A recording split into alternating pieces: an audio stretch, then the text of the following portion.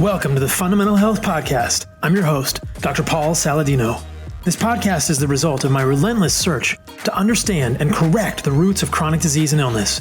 In this podcast, I will share with you everything I have learned about how to live the most healthy and radical life possible. Thanks for joining me on this journey. What is up, you guys? Welcome to another edition of the Fundamental Health Podcast. One of the coolest things about building heart and soil is that we get tons of emails every day from you guys telling us how much eating an animal-based diet containing meat and organs, sometimes desiccated organ supplements, the kind we make at Heart and Soil, has been helpful for you. And it's just an incredible illustration of the power of this type of eating. I want to read one of these reviews. This is from Dustin W. on our histamine and immune supplement. He said, "First of all, thank you. I appreciate all that you have done and continue to do. As far as me, I was medically retired from the U.S. Army due to events during combat operations in Syria. I deployed multiple times to Iraq and Afghanistan as well. I was a special forces medic with 15 years time in the service. Being in the military and deploying multiple times ruined my body metabolically. Allergies were a huge, nasty side effect. But since I've changed my ways and included more organs, including your histamine and immune supplement, my allergies and pain overall have gone to zero.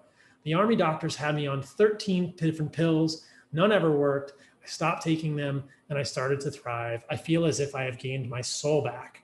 This is the type of thing that makes doing this work so meaningful for me. There are lots of ways for humans to thrive, but I believe that eating an animal-based diet, which includes organs, is at the center of this for most of us. And if getting fresh organs is hard for you, that's why we do what we do at Heart and Soil. You can find us at heartandsoil.co. We make freeze-dried organ supplements highlighting histamine and immune this week. If you have allergies, check this one out. It has liver, it has lung, it has spleen, it has kidney, and it has thymus. And there's a powerful combination of grass-fed, grass-finished organs, like all of the supplements that we make to help you reclaim your birthright to radical health. If you need anything, you can always reach out to us at radicalhealth@heartandsoil.co. Check it out, you guys. I love what we're doing. I'm so proud of it. Proud to tell you about it every single week. My guest on this week's podcast is my good friend, Robby Sansom. Robby is the CEO of Force of Nature Meats. And Force of Nature Meats is a company that I believe in deeply, but this is not an advertisement for his brand. By being a CEO of Force of Nature Meats, it has put Robby into a position where he is uniquely able to investigate and understand the supply chain for meat and regenerative agriculture in general in this country. And believe me, his task as the CEO of a growing regenerative agriculture meat company is not an easy one. There are many easier companies to be a CEO of, though being a CEO of any company is not easy. But Robby has chosen a task that is near and dear to his heart because he is passionate about this type of work. And he believes in it deeply. He was previously the CFO and COO at tEPIC. He spent much of the last decade studying regenerative agriculture at ranches all over the world. With part of this, Force of Nature co-founded with the intention to accelerate the creation of a global regenerative supply network. He was born and raised in Texas. He has a bachelor's degree and a master's degree from the University of Texas. When he's not building businesses aimed at saving the planet, he can be found on a trail, ocean, mountain, or field.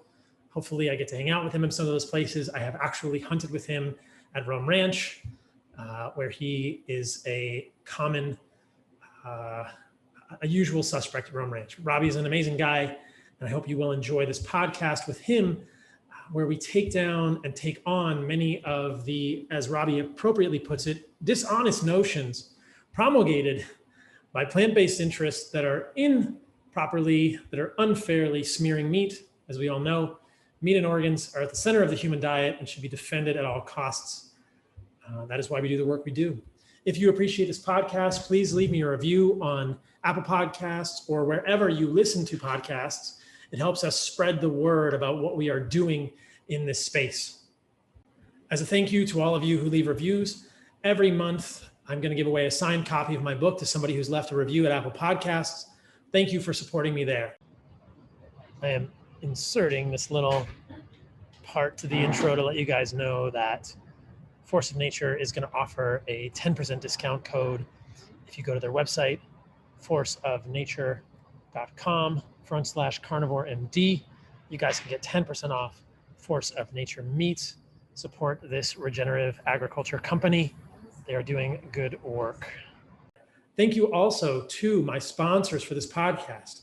White Oak Pastures, whiteoakpastures.com is a 6th generation regeneratively farmed space, the mothership, as I like to call it, in Bluffton, Georgia. The soil there is the color of coffee grounds. It is dark dirt that is full of carbon. The grass is green. The cows are happy. There are birds flying everywhere because this is the way that animals should be raised. White Oak Pastures is a very idyllic place run by people who care about this type of agriculture deeply. As you'll hear in this podcast, this is the future of our planet, without a doubt. That is not hyperbole. Check them out. Support this type of work, whiteoakpastures.com. You can use the code CarnivoreMD for 10% off your first order. Also want to give a shout out to Belcampo, BELCAMPO.com. The sweepstakes, the giveaway we are doing with Belcampo is going to end this week. I believe it ends on the 4th of May. So if you have not gone to belcampo.com/heart and soil and entered for this, you are missing out. They are a regenerative farm in Northern California. You can win a year's worth of Belcampo meat, a year's worth of our foundational stack of supplements from Heart and Soil, including Firestarter, beef organs, and bone matrix, a consultation with me, a t-shirt, and a cutting board that says Heart and Soil. This is an amazing giveaway. Go to Belcampo, get signed up. I appreciate the work they're doing. You can use my code CarnivoreMD at Belcampo to get 20% off your orders there. They are also fighting the good fight in the regenerative agriculture space. Got to give a shout out to my buddy Monsel as well. He runs sacredhunting.com. You can go to sacredhunting.com/front/Paul to save $250 on your trip by mentioning my name. I went hunting with Monsel in January 2020 and had an amazing experience. The cool thing about what Monsel does is that you will not only learn the basics of how to track, stalk, kill, and field dress wild game animals, but he adds a ritual Native American component that makes it a rite of passage for men. I was able to kill a deer with my bow and then share it with people in the group. Other people hunted with rifles, and it was a real bonding experience. It's in the West Texas hills. It's a great spot. Every day we got together as men and shared our experiences and our gratitude for being on the land. There is nothing like harvesting an animal yourself. You will not be the same, and you will not look at your food the same way again. And the added benefit is that you get to eat all the organs from the animal while you're there, which will give you a unique nutrition. So again, you can go to sacredhunting.com/Paul. You can save $250 off your trip by mentioning my name, and there are 5 spots available on each hunt. Fill out the 2-minute application at sacredhunting.com/Paul, set up an exploratory call with my buddy Monsel. And if you want to get into hunting, this is the way to do it. Last but not least, I want to give a shout out to my sponsor, Joovv, Joovv. If you're looking for a new Joovv, I have exciting news for you. You can go to joovv.com/Paul. Use the code Paul, and you'll get an exclusive discount on Joovv's Generation 3.0 devices. These are medical, well, I shouldn't say medical. They're not formally medical, but they are red light devices. They're red light devices. You've heard me talk about Joovv before, Joovv. I love the Joovv. I love the benefits of red and near infrared light. So much of the light we are exposed to as humans is devoid of those wavelengths. If you are sitting in an office every day, using a red light device from Joovv will be super helpful and will improve the quality of your life. You know, if you're familiar with red light therapy, that Joovv is far and away the leading brand. They pioneered this technology, being the first to isolate the red and near infrared wavelengths, making it affordable for in-home use. And their new devices are sleeker and lighter with the same power you have come to expect. They have some really cool new features like Recovery Plus mode, uses pulsed near infrared light technology, gives your cells an extra healing boost that optimizes the recovery process. They also have ambient mode, lower intensity light, supports sleep and circadian rhythms, can help counteract all that blue light you get during the day. Believe me, having some red light in your life is an amazing upgrade. They're also easy, quick mounting options for your home. So if you're looking for a new Joovv, go to joovv.com, joovv.com/Paul. Use the code Paul You'll get an exclusive discount on Juice 3.0 devices. Exclusions apply, limited time only, but check them out. I love what they are doing, and getting more of this type of light in your life will be a huge upgrade. All right, you guys, that is it. On to the podcast with Robby Sansom. Let's save the world. Vote with your dollars. I love you guys. Stay radical. Robby Sansom, thanks for coming on the podcast, my friend. Good to see you, buddy. Glad to be here. It's good to be back in Austin for a bit. We can do it in my luxurious podcast studio in my backyard. It's a nice day in Austin, and we're trying to be outside a little bit. So it's appropriate for this conversation, though, to be outside. Yeah, I think it has to be outside, and Austin's a hell of a spot. Although it's not paradise. It's not Costa Rica. It's not Costa Rica. It's changing. It's changing too. Austin is changing a lot. It looks, having been in Costa Rica for the last 2 months now, Austin feels different to me. And it's interesting because obviously I lived here for a while before I moved to Costa Rica, and then I've lived in the United States for a while before I moved to Costa Rica. But now that I'm back, it's interesting how urbanized, how much concrete, how manicured everything here appears in Austin to me. It's not good or bad, it's just different. And anyway, I'm looking forward to get back to the waves. But one of the things that struck me was that my team forwarded me something yesterday morning, appropriately before we were going to have a huge cookout at Zilker Park with the whole Heart and Soil crew, in which we consumed massive amounts of grass-fed, grass-finished, regeneratively raised meat that's carbon negative. But my team forwarded me this thing that had been making the rounds on Fox News, and it was apparently a University of Michigan recommendation, and that Joe Biden was echoing, saying that humans should only eat 4 pounds of meat per year to save the climate. So we've been planning this conversation for a while, but I think you're a fantastic person as the CEO of Force of Nature Meats. You have a really fine awareness of what's going on in the world of regenerative ag, and you've been in the space for a while. This is an important conversation to have about what climate change really is, or perhaps what our space is as humans, how we occupy this planet, and how we really need to move forward in the most intelligent, informed way, rather than listening to a lot of the rhetoric, which appears to be false. Yeah, I definitely have a different perspective than the president. You can count on that. I think I definitely want to get into the weeds, right, and down to the science, and it's such a complex conversation and situation, and it's not going to be solved through reductionism, right? As much as we'd love a singular, simple, convenient target, it's a much broader challenge, and in addition to that, they're talking about carbon, right, and they're talking about climate, and that isn't even the only issue that we should be talking about, right? Even just the carbon conversation gets distilled down to climate, but carbon could also, atmospheric carbon in particular, has a negative impact on acidification of the ocean, which has a negative impact on production of oxygen on the planet. Carbon in the atmosphere has a very adverse impact on carbon in our soils, which has an adverse impact on our ability to produce food, say, in the future for our species, right?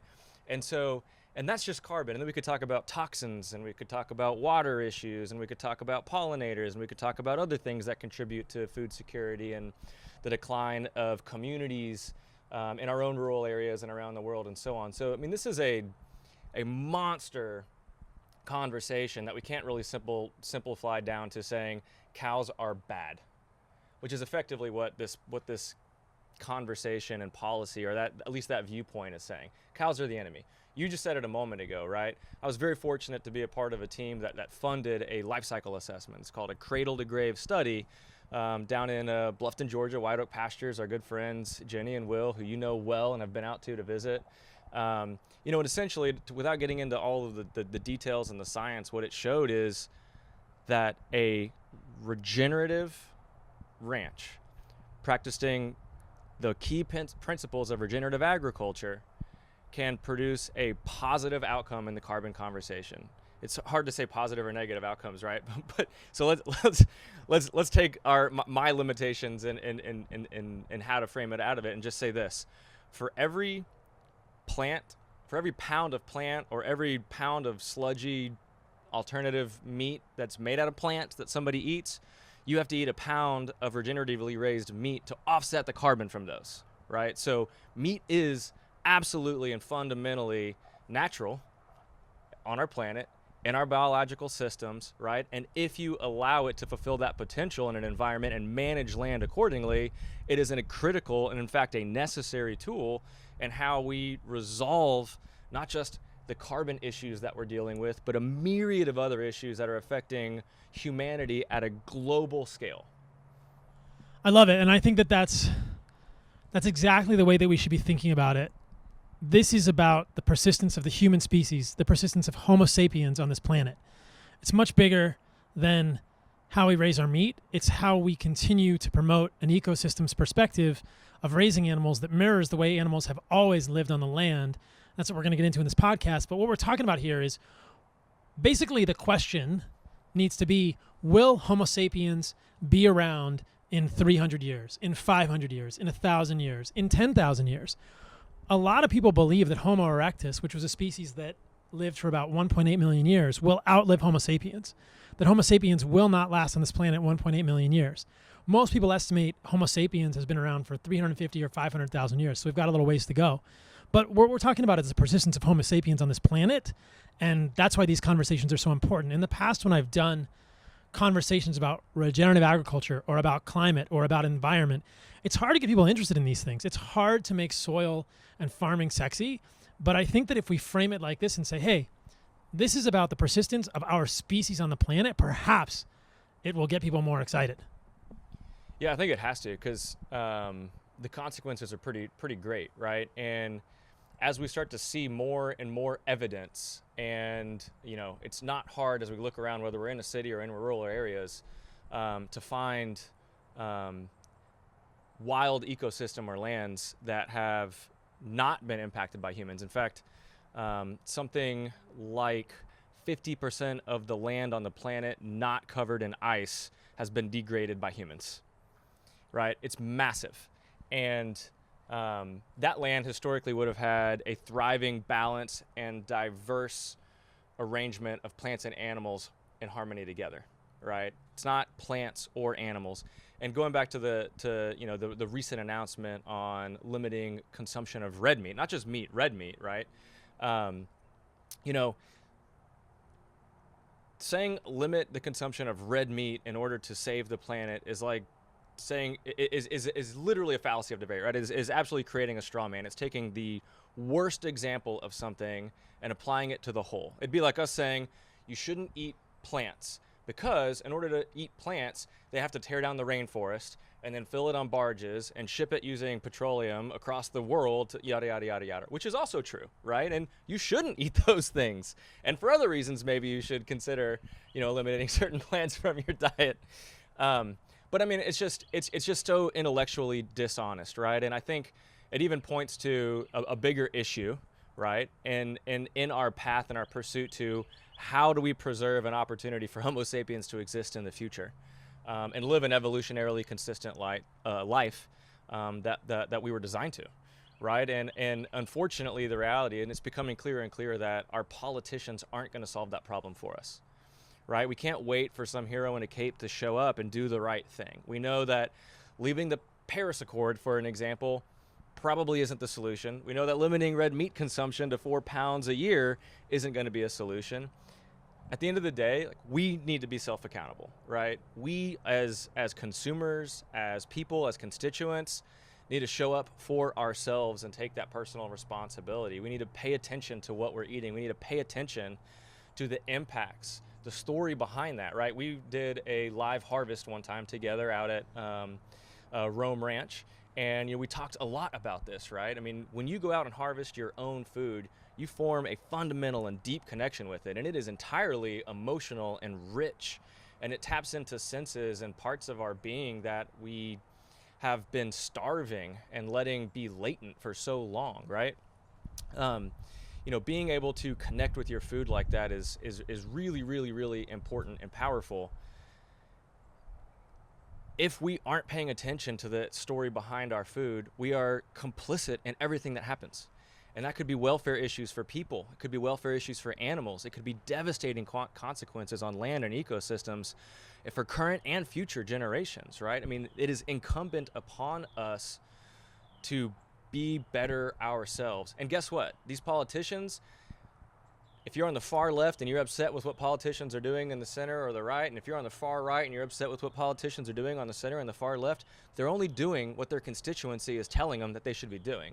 So these extreme ideas that do absolutely nothing to resolve an issue and are in no way productive for anything other than political careers are the result of our own behavior.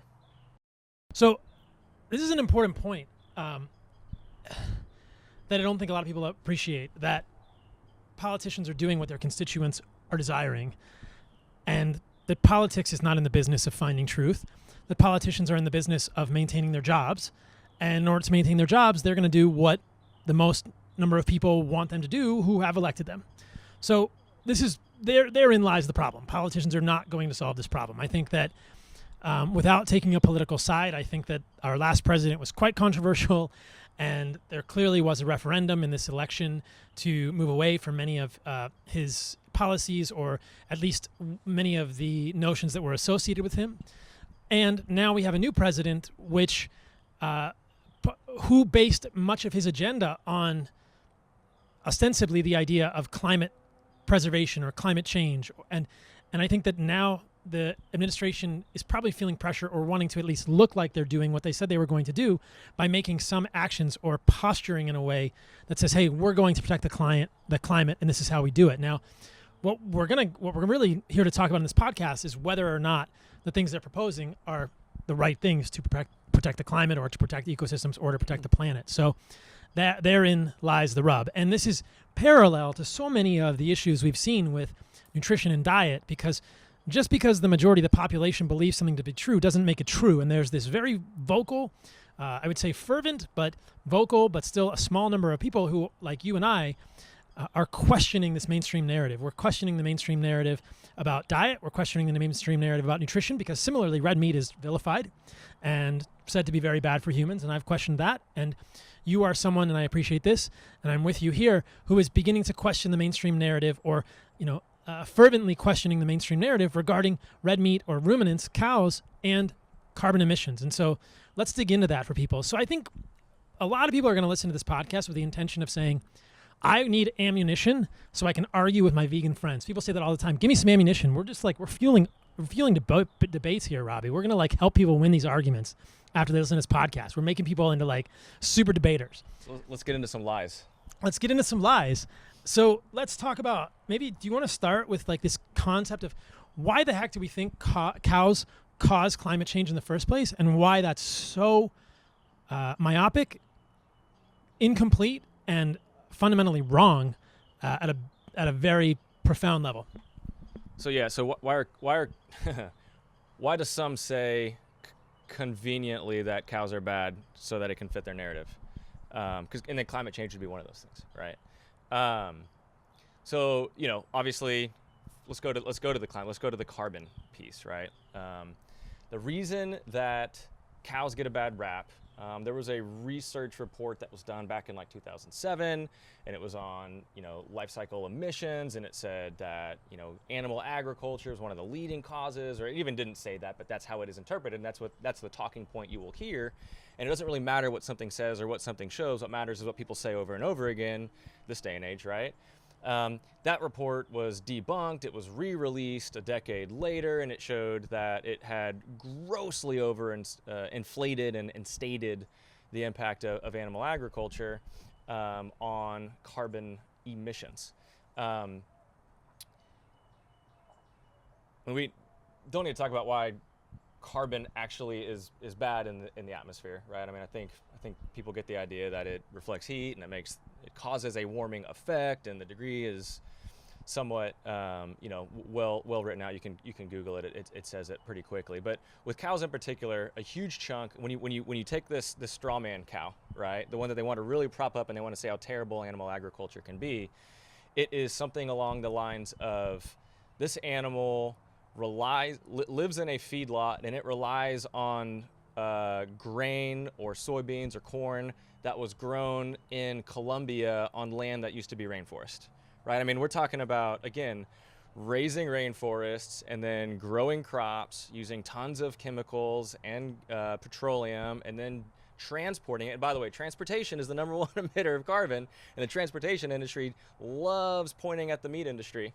And then bringing it here, and then having animals in confinement, and yada, yada, yada, right? And then you get into this idea of enteric emissions, which is essentially burps, and to some degrees, farts, and methane, right? And so all of these people are pointing to, this, again, this scenario. And it's fair to an extent, because much of our meat comes, and at least in the United States, comes from that system, right? And that's fundamentally at force of nature what we're opposed to, and why we're trying to return animals to the land they co-evolved to perform keystone environmental services on, eating the diets that they evolved to eat and exhibiting the behaviors that they evolved to exhibit, to become healthy animals that become healthy food, because it takes life to sustain life. So, carbon, again, worst case scenario, lots of transportation going into that meat. You got these enteric emissions, these burps that create methane, and methane's bad. And then, you got a bad cow, right? And I think the life cycle assessment of that most conventional industrialized piece of beef is like 33 pounds of carbon per pound of meat emitted. And I think there's a lot of liberties in that report. I don't know that, I'm sure we could poke holes in it, right? And then you compare that to something like corn or soy, and it's like 3 to 4 pounds of carbon emitted per pound produced. So they're like, oh my gosh, it's way worse on the carbon, right? But again, when we talk about the meat that we're sourcing and the systems that we're promoting, it's negative 3.5 pounds of carbon per pound. It's actually pulling carbon out of the atmosphere, sequestering into the soil where it used to be and where it belongs, and keeping it there, which actually promotes a series of amazing and good things, right? So we probably should explain why some of those carbon concepts and the bad cow, like why we're not seeing that in the good system, right? Yeah, and I just want to point out, so what Robby's referring to is an FAO report. So just to give you guys ammunition in your arguments with vegans or plant-based people, or just your friends and family who are saying, well, I saw a documentary that says eating meat is bad for the environment. The numbers that Robby is talking about in terms of life cycle emissions for ruminants are from an FAO report that was done, I believe, in 2007 or 2009, and then redone in 2016. There was a debunking, or at least a reconsideration of that report called Livestock's Long Shadow, in which the math was called into question in a major way. And so the main problem here with FAO report is that they are looking at worldwide emissions of ruminants, worldwide emissions of cows, when they broke down animal agriculture into like cows versus other animals, worldwide emissions as a fraction of anthropogenic emissions. And they're looking at cows in a life cycle, so how much methane in terms of carbon dioxide equivalents a cow is emitting during their life, and comparing the life cycle of a cow to just what comes out of the tailpipe of a car and other transportation. And so when you see the figure based on FAO reports that a cow produces as much carbon as transportation or as a car, that's completely false. That's apples to oranges, because you're not comparing the life cycle for the car. And many people ask me this question. They say, how can the 2016 EPA report, the Environmental Protection Agency, show such different numbers? These are things that I have in my book, The Carnivore Code. If you look at the 2016 EPA report, it's more apples to apples. It's tailpipe to tailpipe, quote unquote. It's saying, okay, what are the actual enteric emissions from a cow or from other animal agriculture versus what are the other, quote, enteric emissions from your car? And they're not looking at the life cycle, because nobody has done a life cycle analysis of carbon emissions of cars. It doesn't exist as far as I know. And so conveniently, the FAO and plant-based interest groups that are trying to smear cows will use enteric or will use life cycle analysis of cows and compare it to just tailpipe from cars. But if you compare tailpipe to tailpipe, right, what you end up with is cows looking a whole lot less culpable. Yeah, well, and again, so it's debunked. It's false. It's been corrected. There's a lot more nuance to it. I could talk for another hour on methane and why even the treatment of methane is absurd. Just say a word about that. Just one point though. Despite all that, it is more convenient to fit the narrative of cows are bad to go back to the 2000 flawed report or 2007 report, right? And so that is what continues to perpetuate, right? Because it fits the narrative. It's a story that it's what people want to believe and what they want to hear, what they want to believe. So that's what continues to be parroted in these documentaries, among other things, right? Enteric emissions, again, we've talked about that, burps and farts. Methane, what is that? CH4, so it's a carbon gas. It is a greenhouse gas. The thing that people always know about CO2, it's got about 1,000-year half-life in the atmosphere, give or take. It takes a long time to break down. So when you get CO2 load in the atmosphere that's greater than historical load, you know that it's going to be up there for a while, and it's going to take a long time for that to work through, especially if it's coming from deep carbon and other stuff. Methane is much worse than CO2 in terms of its greenhouse gas heating properties, but it only lasts about 10 years, or its half-life is about 10 years. And so it starts coming down really quick.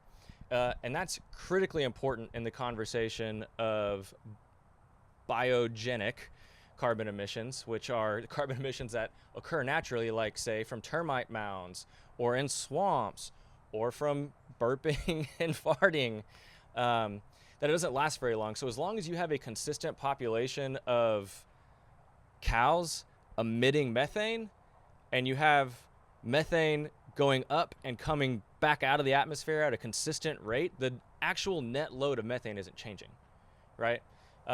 So the capacity or the ability for it to do the harmful things in the atmosphere that it can do isn't necessarily worsening. Even though there's new emissions occurring, there's a massive and equal number of drawdown of that emissions, or we'll just call it expiring emissions coming down. And then I think secondarily, again, in the biogenic cycle, methane is an emission of methane through these enteric emissions is natural, and there are other counterbalancing forces that are natural to address that, like methanotrophic bacteria that actually help with some of that cycling of methane, or or other environmental things that you'll see again around a termite mound or in swamps. I mean, it is necessary and part of the natural environment and natural processes to address this. So that's actually there's a huge in this calculus that we're talking about, even demonstrating favorable figures for meat. I don't personally agree with the way methane is treated. I think it's punitive to our argument, and if we took a more practical approach to how we talked about and spoke about that, even in our own life cycle assessment, we'd see that the carbon drawdown is significantly greater than even the 3.5 pounds that we're pulling out of the atmosphere if we treated methane fairly. And I love that you pointed out a couple of things people may not be aware of. When you are talking to someone about the environment, ask them about methane, see if they understand that it's methane versus carbon dioxide, and that carbon dioxide is then inspired by plants and becomes carbohydrates and actually makes the world function. If carbon dioxide were not in the environment, we would be all living on a 30-degree surface of the earth, and none of us would be alive. And the carbon dioxide that's in the environment is it's what plants inspire, and they then fix it into carbon dioxide. And as you mentioned, methane coming from the burps and farts of cows is not the only methane going into the environment. There are many other natural, quote, sources of methane. Like you said, termite mounds, bogs, swamps. Methane has always been going into the environment throughout the history of the Earth. What is that, 5 billion years or so? And this has always been happening. I don't know if there's been bogs on the Earth for 5 billion years. The atmospheric composition has probably changed in the 5 billion years. A little bit, yeah. But you get the idea that there are other emitters of methane. And if you look at the numbers, cows are not the largest emitter of methane on the planet, nor are ruminants in general. There are other emitters that are larger, and I believe that landfills, our trash as humans, is a substantial, if not the single greatest contributor to methane in the environment. So when this anti-cow argument advances its points, if they really wanted to get rid of all the methane, they should also exterminate all the termites in the world. They should also pave the ocean floor, because some methane comes from vents in the ocean floor. They should pave all the swamps and turn those into strip malls, because that's where we're going to need to buy our Beyond Beef or other apparati to make us healthier humans. Something like Soylent Green or something. And we should definitely eliminate and exterminate all the animals on the planet, and there would be no methane going into the planet, and we would all be dead. Certainly. There would be no life on this planet after that occurred. And then we should also all probably commit ritual suicide, because all of our trash is promoting landfills. And so I guess I guess what's happening is these plant-based advocates are looking at those things and saying, well, cows are clearly the worst promoter. That's what we should be going after. When in fact, these are a source of incredible nutrition for humans. And as you're suggesting, when raised properly, actually can be a part of an ecosystem and draw carbon into the soil and pull it out of the environment. Maybe we should maybe we should kind of segue to that now. So what's the other side of the equation here? What's the reality? So we talked a little bit about the straw man that's been created, but what's the reality here? Like how can raising cows differently change this equation? Yeah, and I think it goes back to, one of the things that we like to talk about a lot when we're hanging out, and I know you talk a lot about on your podcast, right? It's evolution. It's biology, right? It is 5 billion years of trial and error to figure out what works and what doesn't to get us to this moment in time right now, right? And then, applying it to how we live and what we do and think and feel and promote, it is how do we live within that system, and how do we find ways to be consistent with and celebrate the relationships and the symbiotic occurrences of co-evolving over billions of years to get to the point that we are, right? And cattle are a part of that, right? And particularly ruminants, I should say, are a part of that. We're a part of that, right? We're all part of nature. We're all part of an ecosystem and environment, right? I mean, it wouldn't be hard to draw, to consider the earth as a superorganism of sorts, with all of us playing key and important roles. So ruminants co-evolved on grasslands and pasture lands and in areas where there was an abundance of life and diversity to be keystone species, which means they are disproportionately impactful on that environment and in an evolutionary sense in a positive way, right? It is their behavior that drives and is a key catalyst for positive cycles on the land. We'll just use, for simplicity, because we have all sorts of ecosystems and all sorts of land around the world, but let's just use the United States, right?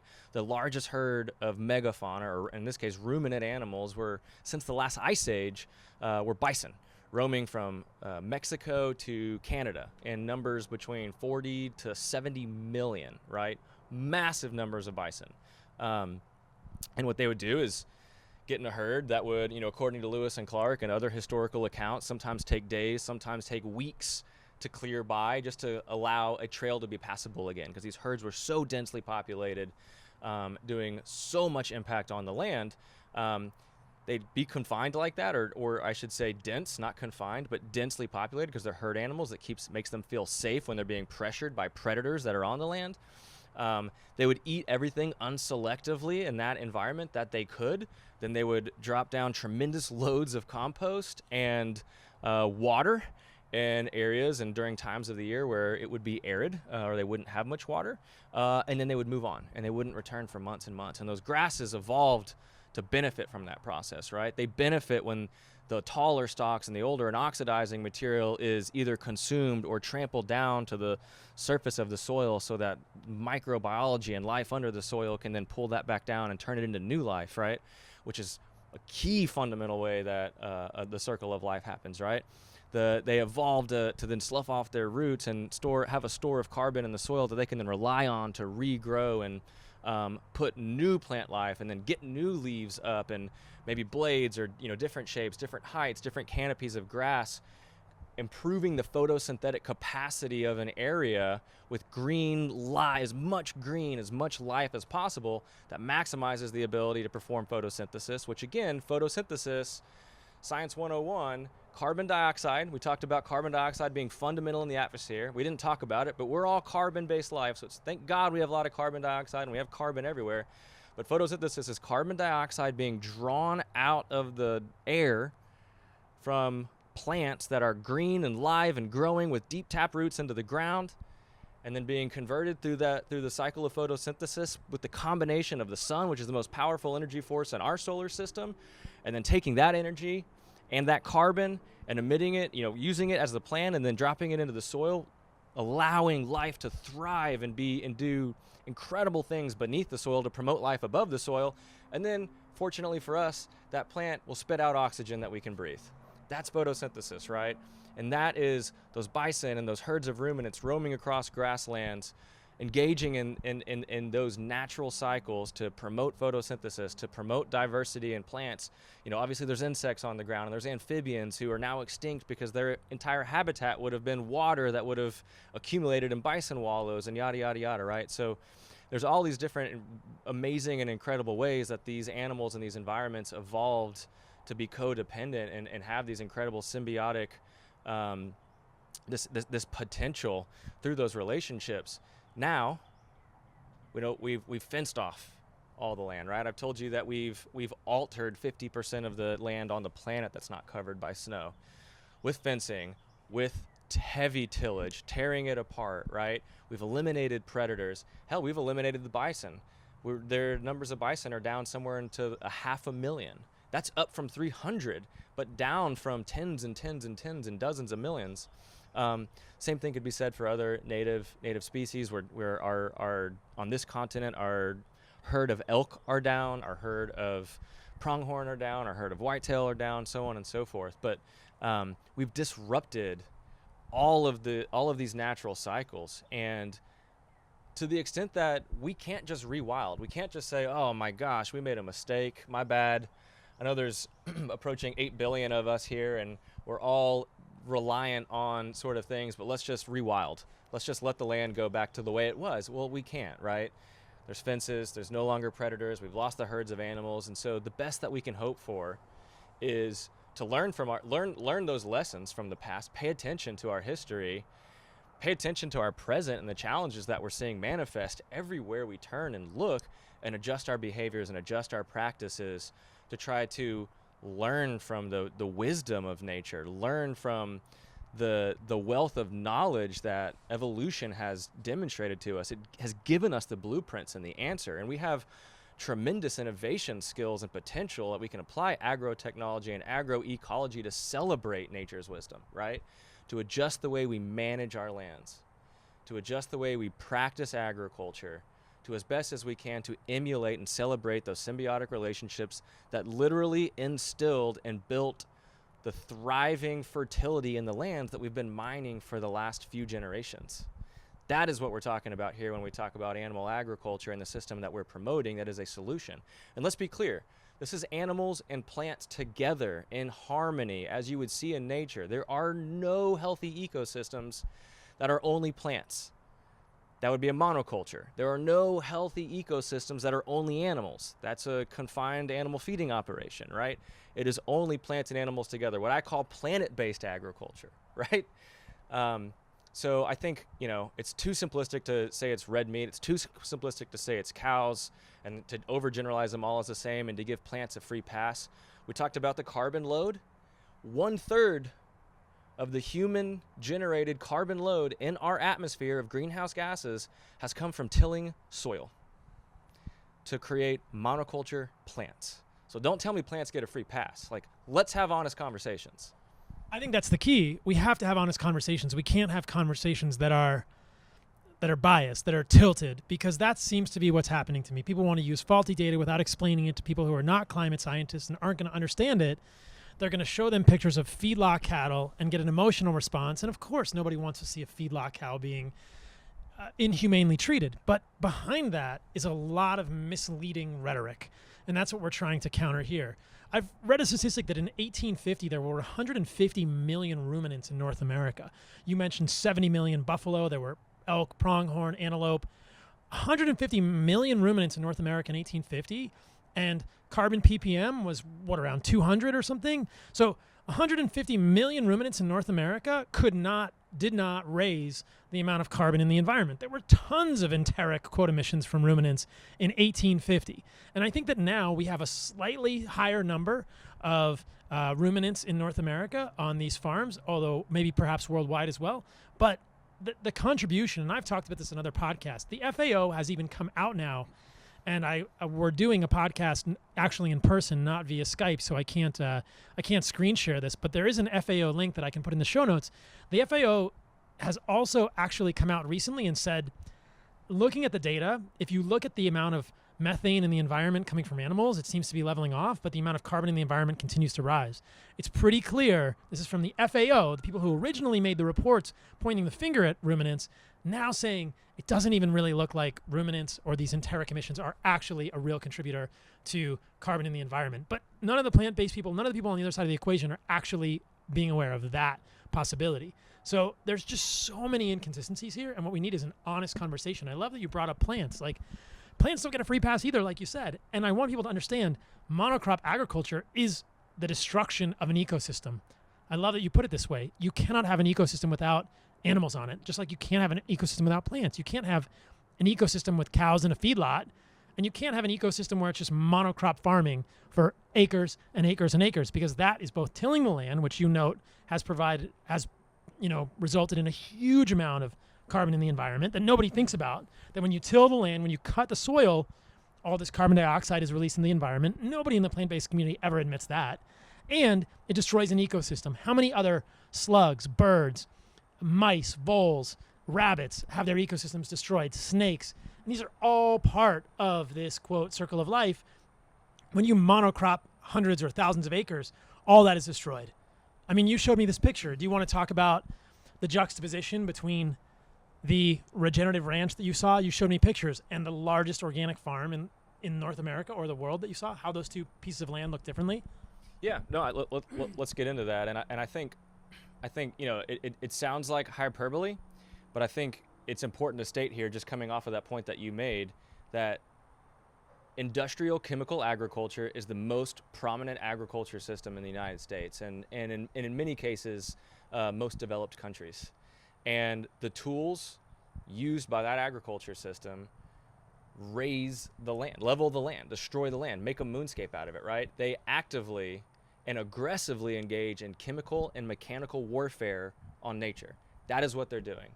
Anything that nature is trying to do to bring back life and bring back diversity and bring back the potential of the land, we are trying to limit with tillage or chemical inputs, right? That's the first principle of regenerative agriculture, is limit chemical and mechanical disturbance, right?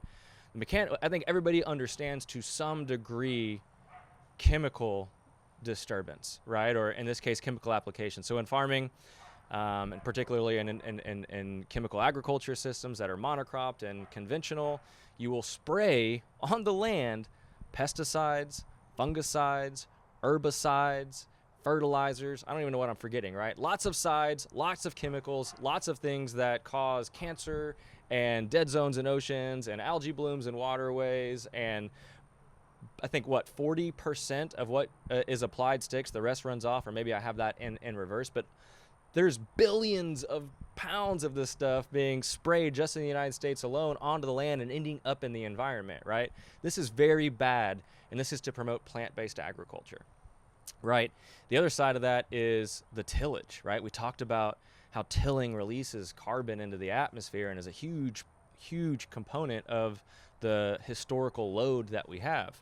The reason for tillage, and the reason it became so popular with the advent of the tractor and gasoline and all of those things back in the 30s and 40s, was because it turned the land over. We had this amazing abundance of rich, fertile soil, and it was very convenient and very productive if you could run a tractor over it, turn it up, get the soil, and then plant whatever the heck you want, and that stuff would come up gangbusters, right? But very quickly we disrupted those systems and saw a massive decline in that fertility and that productivity, and started to have to rethink and come up with fertilizers to amend the soil. And then you'd have a monoculture, so it creates this ripe opportunity for insects to come in. If you're an insect that does nothing but eat cotton or eat peanuts or eat soy, 900,000 acres of corn is a really good looking buffet for you, right? And so you have these plagues of pests that can come. So now you got to spray pesticides because there's no natural, counterbalancing forces or checks and balances and stuff. So, this agriculture system is really, really, really deeply rooted in this tilling component. If we want to avoid spraying, And that's what organic is, right? Largely there's these practices that the organic standard says that you can't do. And the organic standard should be celebrated. Early 2000s to now, it has absolutely changed the way consumers think and behave. I think last year something like 80% of consumers purchased an organic item. And that's important, right? We talked a minute ago about self-responsibility and taking accountability and demonstrating through your purchasing power, which you have all the power as a consumer, what you want. Well, 80% of consumers at least selecting for an organic item last year once shows that people give a shit, right? They care about their own health, they care about the environment, and so on. But organic is not our destination, right? That is not where we want to be at the end of the race, right? Organic is not regenerative, and it is not the natural functioning ecosystem that we were just describing and talking about, a celebration of nature's bounty, right? Organic removes many of those chemical amendments, thankfully, right? But the problem becomes when you remove those chemical amendments and you still want to promote a monoculture, the last remaining tool that you have is tillage. So you till to kill weeds, you till to remove an environment that would invite pests or other stuff, right? And tillage does a ton of things, including cause erosion, and allow for oxidization. So we were talking about how there used to be this tremendous bounty in the soil. It used to be rich and fertile. It's releasing carbon. Can we measure how much carbon it has been released? Absolutely, we can measure it, right? Historically speaking, the United States would have had somewhere between, we'll call it 8% soil organic carbon, or soil organic matter, excuse me. Half of that being carbon, right? Let's just use them synonymously here. Organic matter being carbon, because we're all organic and we're all carbon based. Historically, around 8% organic matter in the soil. Today, most of our farmlands are so severely degraded, and globally so severely degraded, that we're down to less than 1%. Less than 1% soil organic matter and organic carbon. The rest has been emitted into the atmosphere. And the result is not just high loads of atmospheric carbon, but it is infertile soil. It is soil that is becoming depleted such that, and lifeless such that it doesn't have nutrients. It doesn't have the capacity to grow plants and life on its own. Therefore, it can't sustain life above it. And so the example that I had showed you, that photo, was on one side, a 40 or 50,000 acre regeneratively managed bison ranch of a road, separated by a road. And this ranching operation is not only raising animals on it in a biologically consistent way, managing it using regenerative principles. They're also actively thinking about, hey, everything here has a purpose. How can I celebrate that and employ it as part of my system? And they're creating habitat for endangered species like ground nesting owls, and creating and welcoming different insects, because they recognize that for every acre of land, there can be 1 billion desirable insects on that acre, right? As long as you don't nuke them with chemicals. On the opposite side of the road is a widely celebrated farm. It is the largest organic farm in the world. And when I was there, they had just completed tilling up all 40-something thousand acres, something like 56 square miles, I think. You can do the math on your Google machine. And it took, the rancher that I was talking to told me about it. He said it took them over a week, running over 20 tractors with these monster implements behind it, to till that up. He estimated over $100,000 worth of petroleum, maybe 100,000 gallons, I can't forget, of fuel used to do that. I can't remember what it said, but just imagine a week of continuous running, 20 tractors at a time, literally to create a moonscape that is lifeless, so that you can then come back the next year and plant a monoculture. So thank God we didn't douse all of that land in chemicals, right? And thank God that consumers have showed up at the cash register and voted aggressively to be heard, to say, stop poisoning everything around us. Stop literally putting toxins on the food that I'm going to put in my body. Thank God for that. We should celebrate it, right? But we still have so much room for improvement. And that important milestone that is organic is an important point on the way, but again, we have a long way to go, and the next stage, the next evolution of this journey is regenerative agriculture. I love that you made this point about the fertility of the soil, and we've touched on this, but I want to make sure people really understand this. The reason the center of this country, the reason there was so much fertile soil in central, in the Midwest, in the parts that Lewis and Clark explored, that were all turned into a huge section of farming, in the early 1900s and after the Louisiana Purchase earlier than that was because there were millions of ruminants on this land. So the millions of ruminants that Robby and I were talking about, the elk, the deer, the antelope, the pronghorn, the bison, they created some of the most fertile soil on the planet. They are the original regenerative farmers. And obviously that's kind of a tongue-in-cheek comment because they're part of an ecosystem. They were doing it the way nature intended. They created some of the most fertile soil on the planet that we then tilled the shit out of because we could do it for a few crop harvests before we realized, oh, we're actually creating a net negative on the soil. We're pulling all the nutrients out. And eventually we needed to use these phosphorus-based fertilizers and nitrogen-based fertilizers because the soil got to be so depleted of nutrients. So we took some of the most fertile soil on the planet created by animals, the same animals that companies like Beyond Beef, Impossible Burger, and all these plant-based pundits want to destroy, had created some of the most fertile, healthy soil on the planet that we then destroyed by making monocrop agriculture with a totally plant-based system in that soil. So that's a super important point. Back in earlier in the podcast, if you guys are not watching this on YouTube, go to YouTube and rewind it a little bit. We're going to put pictures that Robby has of this regenerative farm and the organic farm on the YouTube video when we were talking about that because the images are striking. And I totally agree with you. Organic is great, but it's only a stepping stone on the way to an ecosystems-based perspective, which is really best termed regenerative agriculture. And as you said, it's different than organic. It's animals and plants on the land together. I've heard Will Harris from White Oak Pastures say that you cannot regenerate land without animals on it, that animals are the most ecologically, the most evolutionarily consistent way to regenerate the land. I mean, cows are essentially the savior of this land that has been monocropped. I love it. I'm going to say it again, just because it's so important, right? Bring it back and tie it into kind of the thing that got us excited earlier in the podcast, right? We took brilliant, thriving ecosystems, removed the animals, replaced the thriving land with monocrop plants, and we created a big fucking problem. And our president is now saying our solution to this problem is to remove more animals. I think we can agree that we should just dig a little deeper and maybe ask a few more questions and not try to reduce this down into some rudimentary equations and say, hey, this is more complex. I think we deserve that, right? But I love that you recapped what I said so much that I wanted to recap what you said.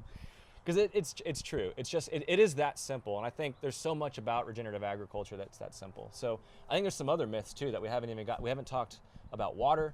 We haven't talked about substitution, like meaning, hey, let's remove more animals from the land and replace it with more plants. That's not possible. We haven't talked about how you feed a growing population. You know, these myths of that you have to have industrial agriculture to feed a growing population. All of that is bullshit. We can dig into each of those things too. Let's talk about scalability, because I think that's the major thing that comes up at this point in the conversation when I'm talking to people, whether it's Joe Rogan on his podcast or anybody else that I'm talking to. People will say, regenerative agriculture is great. Grass feeding, grass finishing is great. We can't produce enough beef that way. And I think that's false. And I think you do too. So let's talk about how scalable regenerative agriculture is, which is what we're talking about here, is raising animals, primarily ruminants like lamb and cows on the land, using rotational grazing, grass feeding and grass finishing of animals, just the most properly that we can mimic the way that bison and other grazing species would move on grasslands. How scalable is that? How big can we make that in the country? Could we replace all of the factory farming in the U.S. with that type of agriculture? Absolutely. We can absolutely scale it, and we absolutely must scale it, because this is a trick question. Can we scale regenerative agriculture to feed a growing population? We must, because chemical industrial agriculture isn't going to be able to feed a future generation, right? We are losing soil. We are losing fertility. We are losing the ability, we are desertifying our land. Think of the Fertile Crescent, where life evolved because it was so rich and bountiful. What is left is a desert. That's what happens if we continue down this path and keep beating that same drum, right? Not learning from the lessons of our past, right? So we can't take the premise of this question and say, obviously we can feed a growing population with industrial agriculture, but can we feed it with regenerative agriculture? No, I do not accept that premise, right? We are racing towards a cliff. Slowing down doesn't change the reality that we're going to be plummeting off a cliff, right? We must do something as an alternative to industrial, chemical, monoculture, plant agriculture, right? So getting back over into, can we scale regenerative, right? Even just within the meat context. And I said absolutely, right? There's a lot of ways that we can do that. And you've had some folks on, I know Diana Rogers and Rob Wolf have been on before, I think, talking about their book, Sacred Cow. They really go into this, but they give a bunch of different examples themselves about the amount of land that is currently under row crop agriculture and how that isn't productive throughout the year and how we should be incorporating animal impact onto those lands. We look at the existing animal lands. We look at how they can be managed differently to improve their productivity and hold more animals. We can look at land that's being used not even for food consumption and how it can be used to raise food and land. And we look at land, there's like something like 500 million acres. I mean, the US is only like 2.2 billion acres, and there's 500 million acres of land that isn't being farmed at all. And in fact, it is rewilded, which means it doesn't have this natural balance of these animals going on, performing those key ecosystem services, right? So there's tremendous amounts of land that need to be managed in a different way, utilizing animals and ruminants to both draw down carbon and improve the environment and restore ecosystem and habitat and do a number of different things. I mean, I can get into some deeper in the weeds and statistics on that, but I think it's just important to understand that we have enough land degraded being utilized to raise animal agriculture that if we simply manage that land differently, we could easily improve the productivity enough to maintain our current levels of animal production on that land. And we have tremendous more land available to us. There's so many points to this conversation. I think it's so interesting, and I think that we can't talk about how scalable regenerative agriculture is enough, because that, I think, is the conversation. When you tell people what it is, they're like, oh yeah, that makes sense, but you could never feed everybody with it. And so I think that this conversation of scalability is at the crux of this discussion. And you actually touched on something earlier that I want to reiterate, which is that when you draw down more carbon into the soil, and that soil has a higher amount of organic matter and carbon, it is also more resistant to erosion. And so right now, if we are not putting carbon into the soil, we are losing our topsoils. That is being eroded with large rain events. So the statistic I've heard is that for every 1% of carbon in the soil, you can sequester an inch of rain in the soil. And so if you have less than 1% carbon or less than 1% organic matter, all you need is a catastrophic or even a large rain event of an inch, and you're going to lose the topsoil. But at White Oak, which took their farm from 0.5% carbon to 5% carbon in 22 years, they can now have a 5-inch rain event and not lose the soil, not lose the topsoil because it won't run off. When we were at the bison harvest at Rome Ranch, Taylor had this little awesome diorama set up where he had these multiple sections of soil set up with different amounts of carbon. He'd actually transplanted them from different parts of the farm, I believe, and he watered all of them equally. And you could absolutely see that the soil that was more degraded from the more degraded parts of the farm versus the soil from the parts of the farm that had been more highly rehabilitated, which is what they're doing at Rome Ranch, the more highly rehabilitated soil with more carbon sequestered more water. It just stayed in there. It didn't run off. And you could see it in the bottom. There was a runoff space, and you could see this low carbon, monocropped, degraded soil. A bunch of the topsoil ran off. You had dark, murky water. The soil from the land that had been more rehabilitated, much clearer, much less soil coming off the top. So the erosion is critical. But then there's also these other issues we're talking about in terms of how much of this land could be used to scale this type of agriculture. If we took all the land that's being used to grow corn that feeds cows, that we're not going to feed them anymore because we're grass finishing them, we can use all that land. We're going to need cows to rehabilitate that land. You mentioned the 500 million or so acres in the Conservation Reserve Program, which the government is paying farmers to let it stay fallow. We could be rehabilitating that more quickly with cows. There's so much land.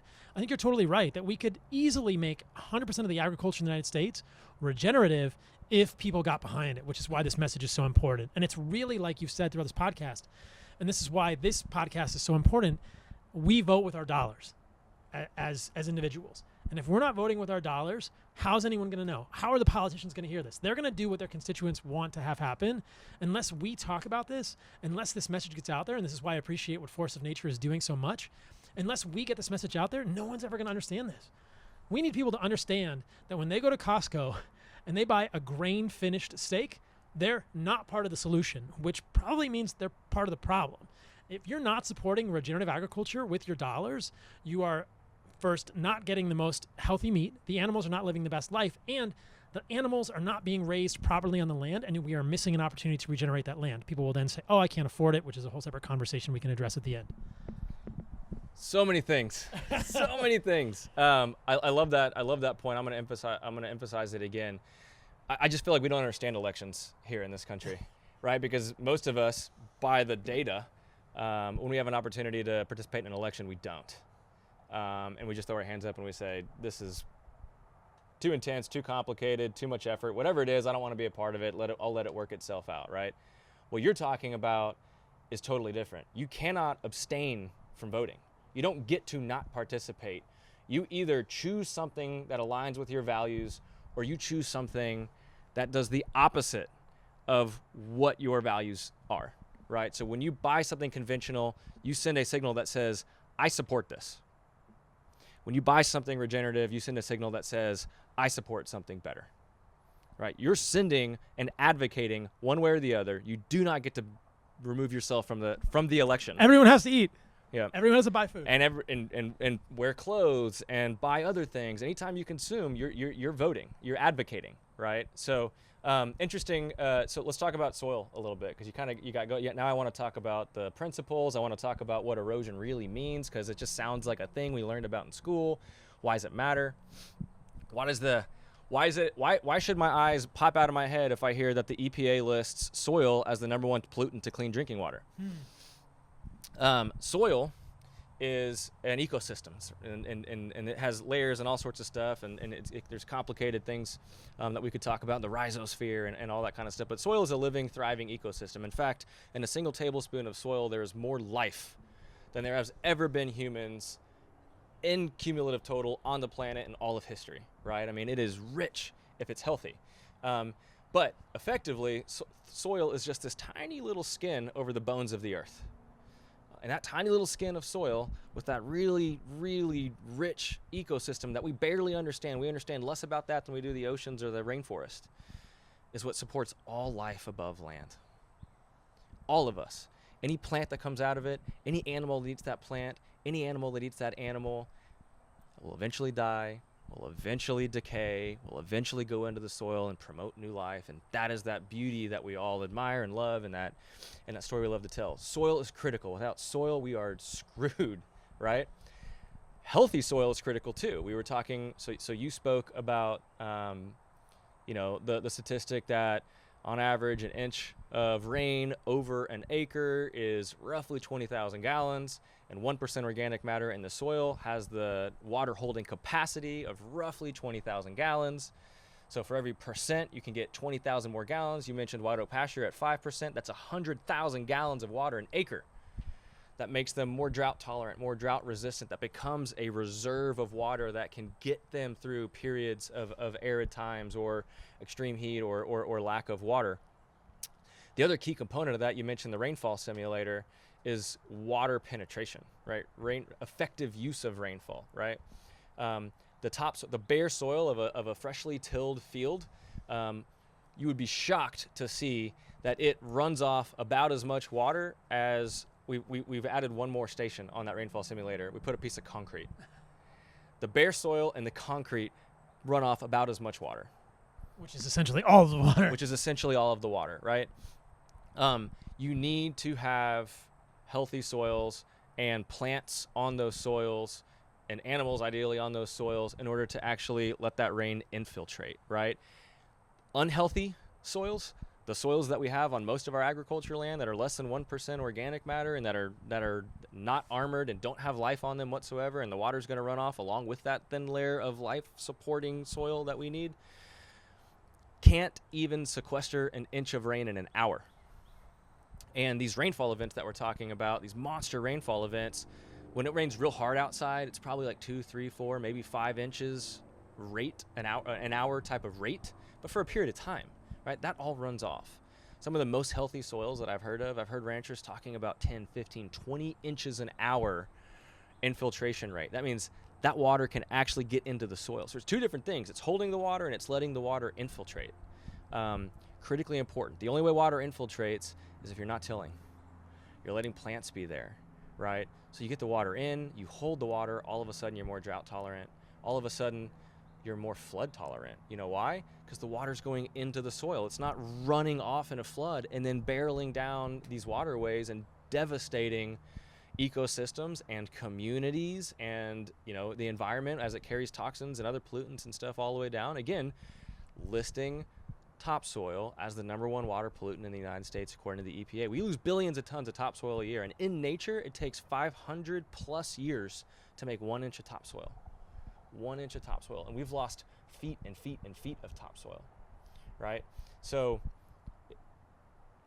it is unfathomable to me to think that we could pretend for a minute that we can just sustain the current agriculture system, knowing that we're killing pollinators, we're destroying oceans, we're killing ourselves, we're eliminating our ability to have clean drinking water, we're eliminating our ability to have clean, safe food. We're doing all of these things simultaneously because we refuse to accept that we need to make some minor adjustments and we need to take a lesson from nature and adjust our practices. What would that lesson be? What would those practice adjustments that could change everything and truly shift the paradigm? I would call these the 5 principles of regenerative agriculture, right? And we've talked enough where, you know, bringing these in at the middle might be interesting because I think some things might click for people as they think back to some stuff we've talked about, and we can elaborate more. But the first principle is limit chemical and mechanical disturbance. We've talked a lot about that, right? That's tilling and spraying, all the crap. The second principle is armor the soil, right? We talked a lot about bare soil, why it's a problem, erosion from water, erosion from wind.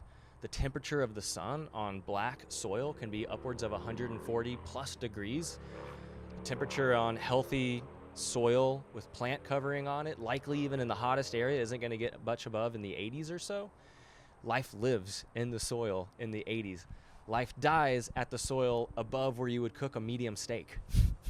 Right? We can't be baking that soil. We can't be exposing that fragile ecosystem and that substrate of soil that promotes life. So armor the soil is number 2. The third is living plants and living roots. You know, green living plants and living roots year round. Don't let it sit fallow. Don't let it sit bare. Don't till it and leave bare dirt. Always have something green growing on it. Always have something alive on it. That will allow for photosynthesis to occur. It will allow for carbon drawdown to occur, which will allow for those reserves of carbon that are necessary to promote life to exist, that also hold the water. It'll also allow for water to penetrate. It will fix nitrogen, not just carbon, nitrogen, which is a key fertilizer that gets sprayed. You know, veggies and clovers and all different sorts of plants that are in a diverse ecosystem will be pulling all of the stuff that we need into the ground. So keep that soil with life on it year round, right? So limit chemical mechanical disturbance, armor the soil, green growing plants and living roots year round. The fourth principle is diversity. Everything has a job, right? For every undesirable pest species, there are thousands of desirable pests. You know, you could just keep going on and on. You cannot spray fungicides. Mycorrhizal fungi is the largest living organism that we know about, and the things that it can do border on magic when it comes to transporting miles across and underneath the land, nutrients that are needed to create health and fertility and vitality in land that translates to food for everything in that ecosystem, which includes us and our food, right? We can't be looking at this in a monoculture sense, in an oversimplified reductionist manner, right? So allow for diversity. And the fifth principle is animal impact. Integrate animals. Animals have a job. They're keystone because their job is so important. It is greater than their numbers, and being a key kickstarter and catalyst for all these beautiful systems that we've been talking about. So those 5 principles are the principles that we recommend and work with and engage with and study and practice and try to take context and figure out how we can in a nuanced manner implement these and management systems onto land. This is biology, and it's not complicated, and it's replacing chemistry, right? Again, we're taking evolutionary biology and we're taking the obvious signs that we see around us, and we look at agriculture and the challenges that it creates, and we say we're going to change our practices, we're going to change our ways. We see that this is heading in an unsustainable and an untenable direction. Let's make these minor adjustments in how we farm and how we treat our land, how we treat our communities. I don't think that's asking a lot. I don't think it's overcomplicated. And then to your point, it can scale. It addresses a myriad of issues. We talked about in our last kind of point we were going on was scalability and feeding a growing population. 75% of farms in the world are less than 2.5 acres. Non-industrialized land, small farms produce 2 times more food per acre than large industrial farms, right? I mean, we address all of our major problems if we just subtly shift our practices. If we don't, not only do all of these things get worse, the carbon load, the warming component, acidification of the oceans, pollinators, all these things worse, and we lose our topsoil, we don't make food. I mean, that's it, right? Like, we lose the capacity, we lose the ability to actually feed the population of humans that we have. And the difference, this has happened before many times. Ancient Mesopotamia, this happened. It happened to the Mayans, it's happened to the Incans, it's happened to the Romans and the Greeks. This is not the first time this has happened. This is the first time it's happening at a global scale. What happens is, with population scales, we invent and advance technologies that allow us to sustain that population. It degrades the environment. We can no longer sustain that population. We go to war because now we have scarcity. We end up in these situations where now we're trying to, colonize other places because we can't grow food in our own backyard anymore. I mean, we've seen this in Syria more recently. Like, this happens. This is just like pandemics. This is one constant in all of our history since we've been performing agriculture, is that we overutilize our resources, grow our population to the point where we can't sustain it. The resource systems collapse. We can't sustain our population. That is the precipice we are on today, right now, all of us. This is Jared Diamond. This is Yuval Noah Harari. This is Guns, Germs, and Steel. This is Sapiens. This is the story of agriculture and agrarianism. I talked about it with Chris Ryan on the podcast. I talked about it with Frank von Hippel. If we're thinking about infections in the world, like, this is a theme of my podcast, guys, that our transition from living, and this is going to sound woo-woo, but whatever, our transition from living in harmony with the environment and understanding that we need to promote ecosystems to completely changing the land and moving to an agrarian, pastoralist, agricultural society was, as Jared Diamond says, probably, potentially, you can make a very strong case for this, the worst mistake in human history. So we are now in 2021 having to walk back 20,000 years of a bad decision, the worst decision we've ever made. And I love that you've brought up this historical context, because this is so cool. I've often joked with my friends that I learned nothing from 5th grade or 6th grade or 4th grade. But at one point I made this like little thing with coat hangers. It was supposed to be something from Mesopotamia. And I remember learning that Mesopotamia was a fertile crescent. But I love that you brought this up, that's now desert, that the Fertile Crescent is now desert. And Greeks and Romans and other, Syria, Middle East, all these places that are deserts, these used to be fertile until we monocropped it. Like, this is what's going to happen. The middle of the United States is going to be a desert. Large portions of Africa, large portions of Australia that are over monocropped. Yeah. We've turned the majority of our grasslands into farmlands, and on the planet, 2/3 of those are already desertifying. The term desertification in agriculture means we are heading towards being a desert. I just wanted to emphasize that point. Super important. And it's happened before, like you said. This is not something we're not aware of. It's just, like you said so well, this is the first time it's happening on a global scale. And we know how to reverse it. And like you said, no one is immune from voting. We have to vote with our dollars. We have to understand the gravity of the situation and why the plant-based rhetoric is so misleading. And I hope that I'm not generalizing that ideology too much, but I really feel like these are two sides of the argument, that there's a plant-based argument that's trying to vilify cows for whatever reason. And what we're saying here is those are incorrect statements.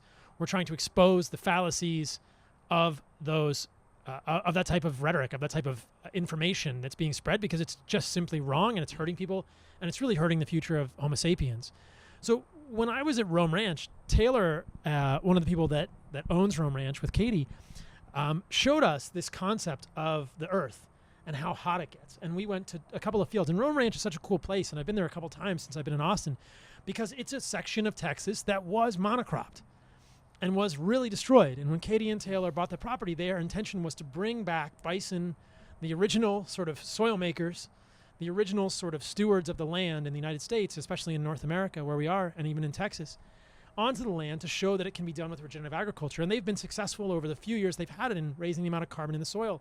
And you can go, I don't know how often they open the farm to people, but when I've gone on these special trips that you guys have allowed me to see the farm or the ranch, they have multiple fields that are in different stages of rehabilitation. And they say, this field has only been farmed this way for a year. And this field we've been farming for 3 years or 4 years or 5 years. And you can see the changes. And you can see we stuck our hands into the earth, which is something that I think all humans should do more often. And you could see on this, sunny day, the temperature of the soil was completely different in the fields that were more regenerated, that were more rehabilitated, than the fields that were more barren and that have only been sort of allowed to have animals on them for a year. So this concept of baking the organisms in the earth and really killing everything, all of those trillions of organisms that happen to be in a tablespoon of soil, you're killing them when the soil is not healthy because the sun, it gets too hot. And you could see that when you put your finger into the earth in an ecosystem type of section of land, or in something that's actually being rehabilitated, or something that's been destroyed with monocrop or other types of farming. And it can produce food and sustain itself. It doesn't need to be amended. It doesn't need to be treated. It can produce food. Sorry. It can actually sustain itself and its ability to produce food. It doesn't need to be amended with chemicals and treated in a synthetic way to be able to produce food. It's self-perpetuating. And that same thing that you experienced happened in reverse during the freeze. We had this really big freeze a month or so ago here in the Austin and the Texas area. Freeze happens, but this was monumentally cold, and for sustained temperatures well below freezing for a long period of time. Those grounds were warmer than the surrounding grounds, and they actually had we had major death loss of certain species of animals in this area, and those regenerating lands didn't have the same rates of death as well. So it's about resiliency. It's about a food system that isn't so fragile that one single thing can break it and bring the whole system crumbling down. And when I was in Africa with the Hadza, they seem to have a sense of this. If you ask the Hadza, why don't you farm? Because there are neighboring cultures, the Datoga, the Maasai, who do some farming. And the Hadza realize all it takes is one drought, one bad season for those people to starve. But if they're hunting and they're living with the land, and of course they're not a perfect representation, as anyone may have heard in my podcast with Mickey Bendor, they're a pretty good approximation. They're not a perfect time machine, but they are the closest thing that we have. If you're hunting and living in an ecosystem, you are much more resilient. You are much more protected against famine and drought and all these things that just destroy the crops of the Datoga and the Maasai, who then starve when there are these catastrophic environmental events. So that reminded me of that. Another thing I wanted to mention was that in Costa Rica, we've had some massive rains because it's starting to be rainy season. I mean, I don't know how much rain it is, but I would imagine it's at least an inch or more an hour. It's a significant amount of rain. There's not a lot of runoff because mostly what I'm living in is jungle. And these farms haven't been monocropped. There are some monocrop farms there, but most of what I'm living in is ecosystem, is a jungle, which is why I like it so much. And you don't see the dirt running off. It's all just sort of going into the earth and staying there, and you get wet ground, but you don't get runoff. The other thing that's interesting about Costa Rica, shout out to my friend Jacob who mentioned this to me, they take these cuttings from trees and they plant them as fence posts. And I've never seen this happen anywhere else in the world. And I don't know if it's the actual species of plant that's doing this, or it's a combination of the species of plant and the fertility of the soil. They take these sapling cuttings or these cuttings of plants and use them as fence posts, and they grow into trees. So in Costa Rica, you're driving down the road. Sometimes it's dirt road, sometimes it's paved, and they have, a lot of time they're raising cows, and they have these barbed wire fences with fence posts that are actually growing into trees because the soil is potentially so fertile. Like they plant a stick in the ground and it grows into a tree because the soil is so fertile. It's never been monocropped. That's wildly interesting. So I think there's a few things. Like I feel like we should come back to some more hopeful stuff, right? You know, we talked about white oak pastures and that study that was done out there, and you said so the study was measure all kinds of incredible stuff on the soil at year 0. So going from conventional to regenerative, year 0, 5, 10, 15, 20, right? And you had said they had started at less than 0.5%. I think they're at the 20-year mark, they were well up in the high single-digit percentages. But the key thing is that in the first 5 years, they had a 300% improvement in soil organic carbon. Okay, hold on to that thought, right? The second thing that's interesting, and I mentioned this a second ago on the podcast, it takes 500 plus years to create an inch of topsoil in nature. Examples like that. Rome Ranch, other regenerative ranches, we are building topsoil in terms of inches in single-digit number of years. By using the lessons of nature and the ingenuity of man and merging the two, we can accelerate some of these this recovery, this regeneration of our lands, right? So that's really exciting because we can build topsoil if we think about and change our approach and methods, and we can sequester massive amounts of carbon. Why is 300% impressive? Just because anytime you hear 300%, you're like, wow, that's great. But 300% is impressive because on a global scale, if all we did was improve our agriculture lands currently under agriculture by 0.4% soil carbon. So we improve the soil carbon on every piece of agriculture land by 0.4% per year. We offset all man-emitted carbon for that year. It's like something like 4.2 megatons or something. I don't know the exact number, right? But all this talk about how we need to do all these different things to reduce our emission levels becomes moot if we simply draw that carbon down faster than we can emit it. And of course, we should continue to behave better and be better stewards to this planet and reduce our emissions to the extent we can, obviously, right? But that isn't the only solution. It isn't less bad. More good is the ultimate solution. And if white oak can improve their soil carbon 300% in 5 years and 500% in 10 years, and we found no limit in its ability to continue to improve soil carbon drawdown, right? As a percentage, it starts to level off, but because you build soil, you still improve the number of tons of carbon you're drawing down, right? So we have this example that blows the need base out of the water. All we got to do is adopt different practices, and the only way that we're going to get to that point is if consumers go out and they say, that's my jam, I'm down with that, right? This fucking makes sense. Hitch my wagon to that and let's go to the races. You know, Elon is offering is it $100 million or $10 million prize for some carbon sequestration technology? What's that? We shot a note over. You did? Like, hey, I got a fucking brilliant idea. It's called biology. I messaged Joe about this. I was like, Joe Rogan, does Elon, because I don't have a connection with Joe Rogan, with Elon Musk, but I know Joe.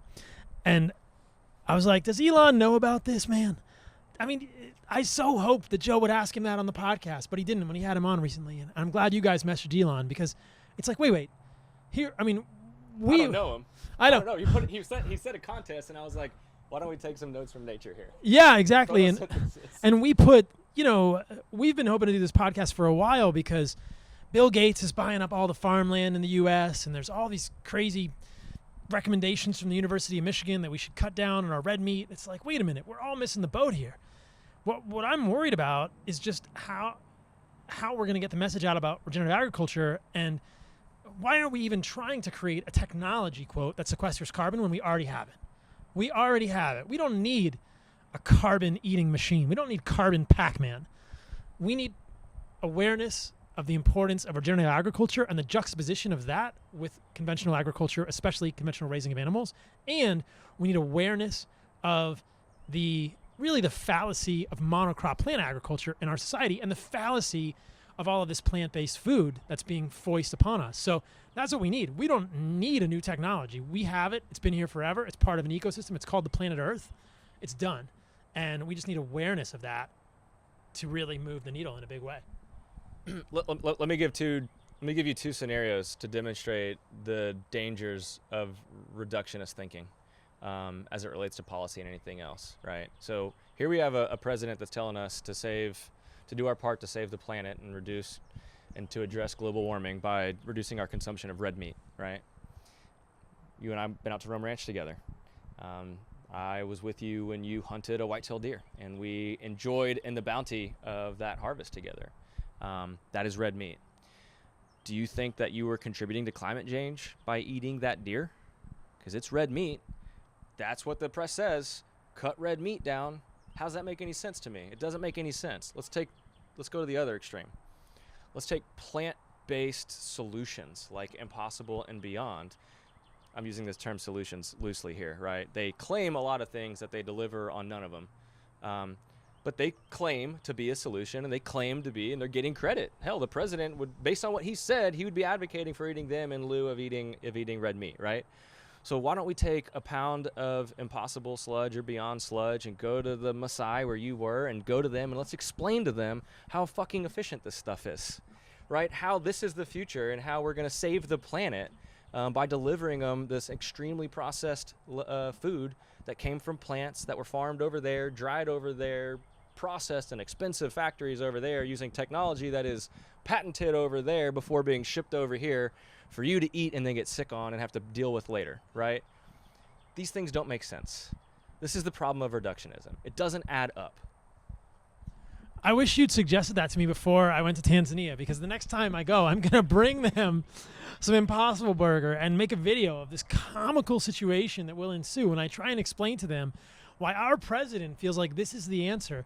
Number one, I'm going to explain to them that most people in the United States feel like the foods they're hunting and have eaten their whole lives are bad for them, that it's raising their cholesterol, that they shouldn't eat the saturated fat in these animals. If they eat an eland, they need to cut off. It better be a low-fat eland, because the saturated fat in that wild impala, is going to give them heart disease. I'm going to explain that to the Hadza and see what they think.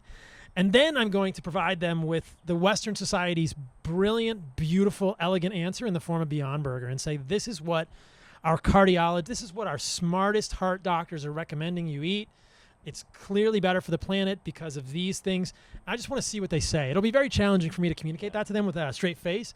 And I'm pretty sure they're just going to be like, what are you talking about? Like, we don't want to do that. Like, this is what we've always done. And the absurdity of every level of one of those statements will be completely transparent to these hunter-gatherers who have lived this way their whole life. And that's what I love about using them or thinking about the way they're living. But it's such a great idea. I wish I'd had that before I went. But I didn't bring it. But next time, we're going to go again. Yeah, it's just, again, just highlighting the dangers of believing these news clippings and the crap you hear on television, right? Or in the press, right? I mean, it's all various forms of propaganda, and I know that, I think I want to be sensitive to the fact that I don't think, historically speaking, there was bad actors, by and large. There obviously are, right? But I think the intention was, let's create food more cost effectively, let's improve our yields, let's try to feed more people with less resources, right? And it's proven to be not the result we intended, right? It's requiring more inputs. It's not more efficient. There are many extremely harmful and devastating externalities from that system, and we need to rethink it, right? Where and when I become extremely frustrated is when we deny that now, when we refuse to accept that, when we exercise cognitive dissonance to a degree that we start promoting solutions that are literally just the perpetuation of the status quo. That is what Beyond and Impossible are doing. They're trying to patent the future of food. They're trying to get rich doing it. They're taking advantage of people's intentions and desires and hopes for a better planet, for better health themselves, and they're leveraging that for their own financial benefit in a completely dishonest way. And that upsets me greatly. That I have a major problem with, right? Especially when the load of that and the burden of that isn't just going to be felt by all of us, it's going to be felt by all of us for all future generations. So I think we just have to stand up and say, look, I don't have all the answers, but I know that's not the answer, and the only solution is going to be to have a complete and honest conversation, a holistic conversation where we talk about where our food is coming from, and we talk about what type of food we should be eating and why. And I think you've had plenty of episodes and guests on here where you've talked about meat, and why meat is important and the value that it brings, the nutritional qualities. I think you've had episodes where you've talked about how many more impoverished countries and areas around the world can't even sustain themselves without meat. And I think, one of the fallacies that we were talking about earlier, and I think that's critically important, is we can't just cut out meat and grow plants everywhere. The land won't sustain that, right? Something like on the surface of the earth, only like a third of land is suitable for agriculture, and 2/3 of that is not suitable for growing plants, right? There's only the amount of land that we can actually grow plants on is minuscule relative to the amount of land that we have and the amount of land that we can sustain ourselves on and actually improve by raising animals, right? So there's not this substitutive effect, right? We need animals on the land to optimize the potential of the land and to be able to feed ourselves. I love it, brother. I think it's a good place to wrap it up. It's a good bow to tie on the whole thing. This is a long conversation, but hopefully this has been like I know we've been impassioned on this one. I hope the passion has come through because it's something both Robby and I believe in wholeheartedly. And I love nutrition and biochemistry, but this is the most important conversation, in my opinion, that we can be having. And just as I think there's a huge amount of misleading information around the nutrition piece, there is an even larger or more grave, more sinister amount of misleading information around the climate piece, around the farming piece that people need to really understand. So I would urge everybody listening to this to think about the way you're voting with your dollars, to think about the food that you're feeding your family, and to think about how you can get involved in spreading this message. And I think that the conversation that you're going to have with your parents or your friends when they say, I saw a documentary that says cows are bad for the environment, it's a good start. Hopefully this podcast has equipped you with some of that ammunition, and I hope you guys will understand the importance of this type of agriculture. I hope you'll visit a regenerative farm near you, or understand how you can go visit one and support companies like Force of Nature, White Oak Pastures, Belcampo, other farms that are doing this type of work. I think it's critically important. So thanks for coming on, brother. Yeah, thanks a lot for having me, man. If we have time, maybe we could append a little bit on the cost of meat. Yeah, do you want to talk about that? Maybe just real quick. Let's talk about it real quick. It's important, right? All right, let's talk about it. A lot of folks would say, yeah, that's all great, but but meat is expensive in general, and that meat and higher attribute meat is even more expensive. Let's talk about it. And I just think it's critically important to talk about, right? So we don't need to be long. Meat is much less expensive than everything else in the grocery store, right? We often get fixated on the price on the label, right? The sticker on the shelf or wherever it may be, right? But that is a system that has been engineered in a way to train us to think and act and behave in a certain way, right? Couple things to think about the cost of meat, right? Number one, the cost of conventional meat isn't reflected in that sticker price, right? That's the dollars it costs for you to buy it, but that's not what the cost of that is going to be. The cost of it is offset by government subsidies and programs that pay for things that promote literally the stuff that we're talking about not doing, right? Tilling and spraying. In some cases, in order to get these subsidies, you have to do those things, right? So there's kind of this unfair reduction in the shelf price of these conventional types of meat, right? The other cost is in the externalities. It's the cost of us not being able to produce food in the future. It's the cost of getting cancer from the food that we're eating. It's the cost of these communities collapsing and all this generational wealth declining and disintegrating, and then Bill Gates buying that land, right? There's all these externalities where that cost is actually realized. So I want you to think differently about what the true cost is, the true accounting of the cost of meat. Ultimately, we can get all hypothetical and we can be very romantic in the way that we assign those costs, but it really does come down to an extent to our own pocketbooks, right? We all have a real limitation in our budget, what we can and cannot afford. We need the nutrition that the meat gives us. We need the protein. We need all the vitamins and the micronutrients and all of the stuff that you could probably list off for the next 30 minutes without stopping. And the organs. Yeah, and the organs, right? We need that, right? It is dense. Calorically dense means you get more of the good stuff per calorie, and meat is the most nutritionally dense stuff in the grocery store, especially the organs. We need that, right? What is not dense with nutrition and what is cheap are things like potato chips, things like candy, things like these other highly processed fillers, right? These oils, these other things. But what if I told you that meat was actually less expensive than that stuff, right? What if I told you that the meat you're buying is less expensive than potato chips? And it's a shit ton less expensive than a Hershey's bar, right? You go to the store, this is the game. This is the trick, right? You go to the store, you see a Hershey bar for like a buck and some change. You look at it and it's 1.5 ounces. It's like 99 cents an ounce. There's no meat you're going to go buy and pay 99 cents an ounce for if you are really on a budget, right? You want to go buy some ground beef, our beef, regenerative beef, solving all these problems that we're talking about, being a part of the solution, is half the price of a Hershey's bar, and it actually can allow you to survive. It gives you the nutrition that you need.